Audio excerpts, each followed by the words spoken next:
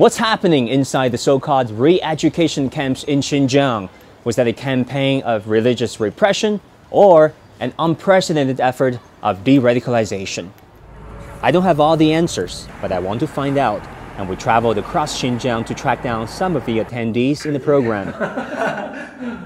We met 33-year-old artist Abulizikari Aobuli, who perfected his painting skills in the re-education center and now works in a gallery. We caught up with 30-year-old Yuregul Yusan, who works in hospitality.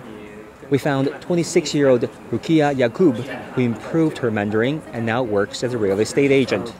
And we met 23-year-old Halinur, who became a cashier at a restaurant. A top Xinjiang official told us that by now all people have left the education facility.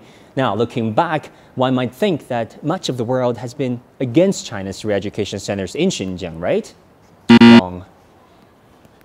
Yes, 22 Western countries and Japan wrote a letter to the UN criticizing China's Xinjiang camps, but 54 countries, most of them Muslim-majority states, defended China's counter-extremism efforts in Xinjiang, commending China in its development policies there and in, quote-unquote, promoting care to its Muslim citizens.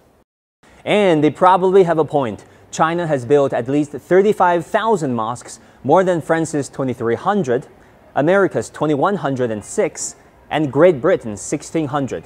Even on a per capita basis, Chinese Muslims still have more than triple the amount of mosques their Western peers have.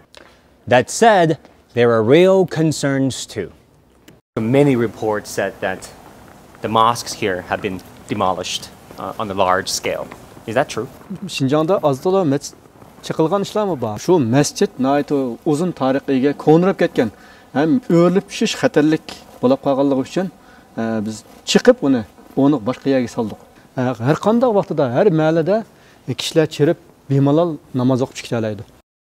It's all about perspectives, and many people still have the impression that in China, Islamophobia is real and terrorism is not.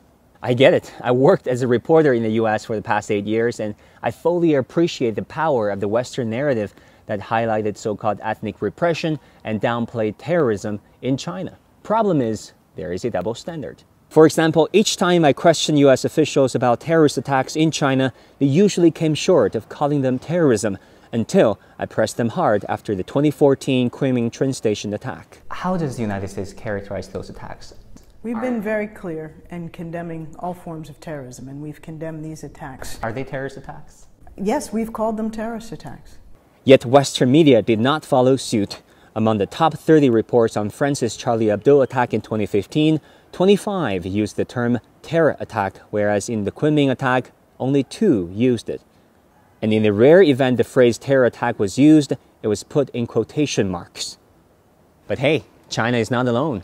Harvard scholar Sean Darling-Hammond's research showed that in November 2015, 3 attacks took place in Paris, Beirut, and Baghdad around the same time. There were 392 articles about the attack in Baghdad, 1,292 about the one in Beirut, and 21,000 on the Paris attack. Around the globe that year, for each Western life lost to terrorism, there were 665 Western reports, and for each non-Western life, only 60. So next time anyone tells you that China doesn't have a terrorism problem and only an Islamophobia issue, you'd better ask him where he got his data. 王冠 CGTN, Kashgar, Xinjiang.